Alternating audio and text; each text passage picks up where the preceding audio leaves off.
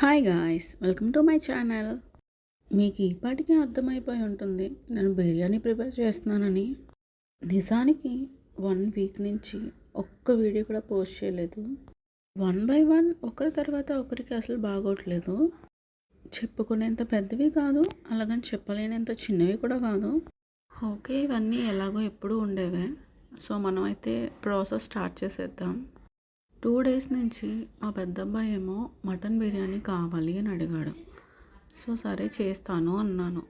సరే మా చిన్నోడేమో దబ్బ కర్రీ కావాలి అని అడిగాడు. తప్పదు కదా, సో వాళ్ళు అడిగిందే మనం చేసి పెట్టాలి. అందుకోసం అని చెప్పి మటన్ తెప్పించారు మా వారు, అలానే దబ్బ కూడా తెప్పించారు. ఈ ప్రాసెస్కి వాయిస్ చెప్పింది నేనే, అలానే వంట చేసింది కూడా నేనే. కాకపోతే మా మమ్మీ నాకు బాగా హెల్ప్ చేశారు. మటన్ అంతా చిన్న చిన్న పీసెస్గా కట్ చేసి పెట్టేశారు. మటన్ బిర్యానీ చేసుకునేటప్పుడు మనం మ్యారినేట్ చేయాల్సిన అవసరం ఏమి ఉండదు. ఎందుకంటే మటన్ బిర్యానీ ప్రాసెస్లో మనం లెమన్ వేస్తాం కదా. లెమన్ వేయగానే ఏమవుతుంది అంటే మటన్ చాలా సాఫ్టీగా కుక్ అయిపోతుంది. ఈరోజు సండేనే కానీ మా ఇంట్లో సండే ఫీలింగ్ ఏం అనిపించట్లేదు. అంటే నాన్ వెజ్ కోసం కాదు, సండే అంటే కంపల్సరీ చికెన్ అయితే ఉంటుంది కదా. సో ఈ వీక్ మాత్రం చికెన్ లేదు. చికెన్ ఉన్నా లేకపోయినా నాన్ వెజ్ మాత్రం కంపల్సరీ కదా. నేనైతే బిర్యానీ కోసం పచ్చిమిర్చి, కొత్తిమీర, అలానే కరివేపాకు, ఆనియన్, ఇంకా టమాటో, అలానే గార్లిక్ రెడీ చేసి పెట్టుకున్నా. గార్లిక్ అంటే జింజర్ గార్లిక్ పేస్ట్ అండి. నేను వచ్చేసి ఈ రెసిపీలో పుదీనా మాత్రం అవాయిడ్ చేశాను. సో నాకు నచ్చలేదు అని అనిపించింది. సో కరివేపాకు అయితే వేసాను. కరివేపాకు వల్ల ఫ్లేవర్ అయితే ఎక్సలెంట్ ఉంటుంది. ఓకే, స్టవ్ ఆన్ చేసేసి బాండీ పెట్టేశాను. ఆయిల్ వేసాను. నెక్స్ట్ అందులో గీ కూడా వేసాను. మీకు తెలుసు కదా, నేను అప్పుడప్పుడు బిర్యానీస్లో గీ వేస్ట్ చేస్తుంటాను. ఒక్కోసారి అయితే ఫుల్గా నెయ్యి వేసి మాత్రమే చేస్తానని. ఆయిల్ అంతా బాగా హీట్ అయిన తర్వాత పచ్చిమిర్చి, అలానే కరివేపాకు, ఇంకా ఆనియన్ కూడా వేసుకొని ఫ్రై చేసుకోవాలి.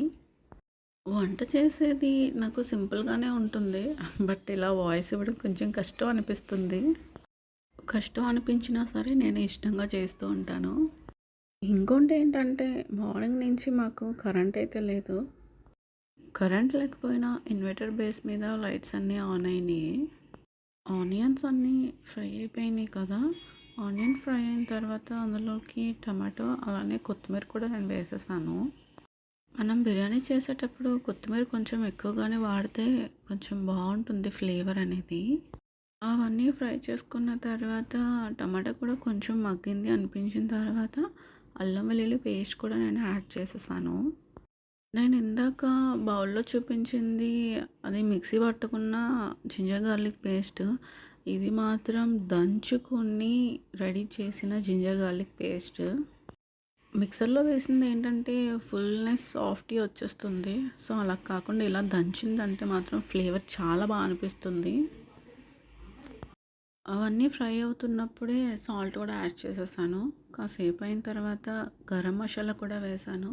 గరం మసాలా కూడా ఇంట్లో రెడీ చేసి పెట్టుకున్నదే. ఇంకా ఆనియన్ అంతా బాగా మసాలా ఫ్రై అయిన తర్వాత మటన్ని బాగా వాష్ చేసుకొని బాండీలో వేసుకున్నా. మటన్ బిర్యానీకి లేత మటన్ బాగుంటుంది. ఒక పక్క వంట అవుతుంది, నేను 2 సార్లు కాల్చుకోవడం కూడా జరిగింది. కానీ మా పిల్లలైతే ఆకలి ఆకలి గోల గోల గోల గోల పెట్టారు. నెక్స్ట్ మటన్ వేసిన తర్వాత కారం కూడా యాడ్ చేసేసుకున్నాను.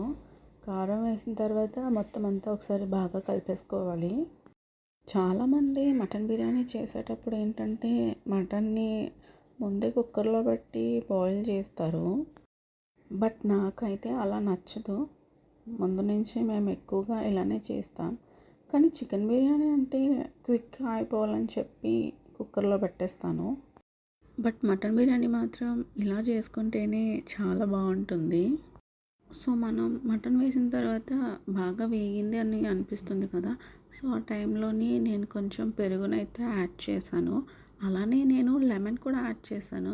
బట్ ఆ క్లిప్ అయితే మిస్ అయింది. పెరుగు వేసుకోవడం వల్ల ఏంటంటే మటన్ సాఫ్ట్నెస్ వస్తుంది. నిజానికి చెప్పాలంటే నాకు కుకింగ్ అంటే చాలా ఇష్టం. అలా అని నాకేం చిన్నప్పటి నుంచి అయితే అసలు అలవాటేం లేదు. మా మమ్మీ వాళ్ళైతే నాకు ఒక్క పని కూడా ఎప్పుడు చెప్పలేదు. పెళ్ళైన తర్వాతనే అది కూడా నేను మా మమ్మీ దగ్గర చూసి మాత్రమే నేర్చుకున్నాను. ఓకే. మటన్ అయితే బాగా వేగింది కదా! సో, అది కొంచెం కుక్ అవ్వాలని చెప్పి నేనొక గ్లాస్ ఆఫ్ వాటర్ వేశాను. సో, అందులో బాయిల్ అయితే కొంచెం మటన్ జ్యూసీగా ఉంటుందని చెప్పి వేశాను అలా. నేనేమో కారం గట్టిగానే వేశాను. కుంకుమ పువ్వు వేద్దామని చెప్పి అది కూడా రెడీ చేసి పెట్టాను.